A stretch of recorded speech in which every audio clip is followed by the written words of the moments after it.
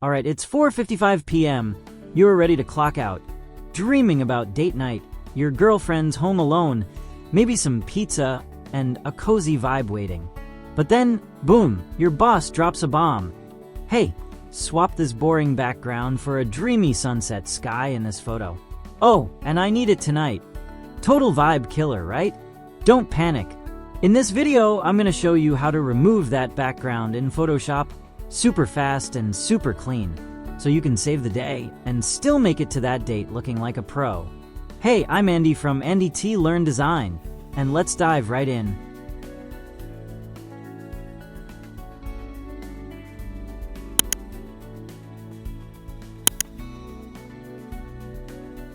First things first, we need to add a black and white adjustment layer right above our original image layer. For anyone new to this, the black and white adjustment layer turns your colored photo into grayscale super quick. But here's the pro part. It doesn't just suck out the color. It lets you control exactly how each color turns into shades of gray. You can tweak it to highlight or tone down specific parts of your image, making it perfect for our goal. Okay, select the black and white layer we just created. In the Properties panel, you'll see sliders for different colors, like what's on your screen right now. Let's break down our photo for a sec. Our mission? Separate the Eiffel Tower from that blue sky and swap it with a dreamy sunset background, right? Looking at the sliders, you'll notice blues and cyans are the closest to the sky's color. Here's the deal. Sliding these to the right makes those colors brighter, while sliding left makes them darker. To make the sky pop against the Eiffel Tower, we want max contrast. So, crank up the blues and cyan sliders all the way to the right, and drag the other colors like reds, yellows, greens, all the way left. Check it out. Here's what we get. But hold up, the sky still has some gray patches, so we need to boost that contrast even more. Time to add a levels adjustment layer. This thing is like a magic wand in Photoshop. It tweaks brightness, contrast, and tones without touching your original image. Think of it like the brightness knob on your TV, but way cooler, turning flat photos into vibrant ones or fixing issues like overly dark or washed out shots.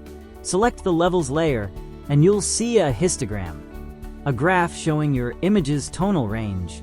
For this task, we're focusing on 3 sliders: the black slider for shadows, the gray slider for midtones, and the white slider for highlights.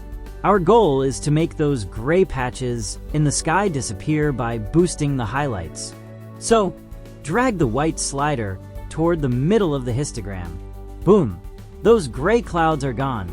But I want the Eiffel Tower to stand out even more. Let's pull the black slider toward the middle to deepen the shadows. Awesome, look at that. The image now looks like a nostalgic black and white sketch. Super cool, right? Now, the fun part, getting rid of that white sky. Select your original image layer. Head to Select, Color Range. Grab the eyedropper tool. Click on the white sky in your image and hit OK. Photoshop magically selects all the white areas. As I mentioned, we just need to delete that white. For easy editing later, let's add a layer mask. Hold down Alt or Option on Mac and click to add the mask. And boom, look at that, it's clean. Now, turn off the black and white and levels layers. Then drop a sunset sky image below your original layer. Here's the result. Stunning, right? Trust me, once you get the hang of this trick, you can remove complex backgrounds like this in under a minute. And there you have it, a super fast, super clean way to remove backgrounds in Photoshop. Whether you're dodging a last-minute boss request or just want to make your photos pop, this trick's got you covered. Try it out on your own project and let me know how it goes in the comments. Did you save your date night or create an epic sunset vibe? I'm Andy from AndyT Learn Design. And if you found this helpful, give it a thumbs up, hit that subscribe button, and let's keep learning together. Next time, we'll tackle another Photoshop hack to level up your designs. Catch you in the next one.